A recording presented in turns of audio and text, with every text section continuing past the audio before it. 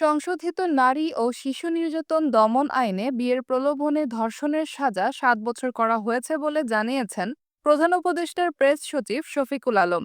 উপদেষ্টা পরিষদের সভায় আইনের সংশোধনী চূড়ান্ত অনুমোদন দেওয়া হয়েছে বলেও জানান তিনি। বৃহস্পতিবার ঢাকার ফরেন সার্ভিস একাডেমিতে এক ব্রিফিংয়ে এ তথ্য জানান তিনি। শফিকুল আলম বলেন, এই ঈদে জামা জুতো অ্যাক্সেসরিজের ডিসকাউন্ট। বিয়ের প্রলোভন দেখিয়ে ধর্ষণ মামলাগুলোর ক্ষেত্রেও অনেকগুলো পদক্ষেপ নেওয়া হয়েছে।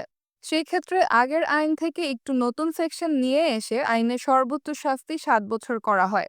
সেটার ক্ষেত্রে আরও যা যা পদক্ষেপ নেওয়া যায় সেগুলোর ব্যবস্থাও করা হয়েছে।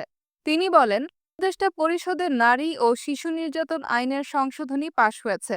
এটা নিয়ে আইন উপদেষ্টা গত কয়েকদিন আগে বিস্তারিত বলেছেন। এরপর আমরা নারী সংগঠনের সঙ্গে আলাপ করেছি। আইনে মতামতগুলো অন্তর্ভুক্ত করার যথেষ্ট চেষ্টা করা হয়েছে। তার আলোকে আজ আইন নিয়ে ঘণ্টাখানেক আলোচনা হয়েছিল। এরপর এই সংশোধনী পাশ হয়।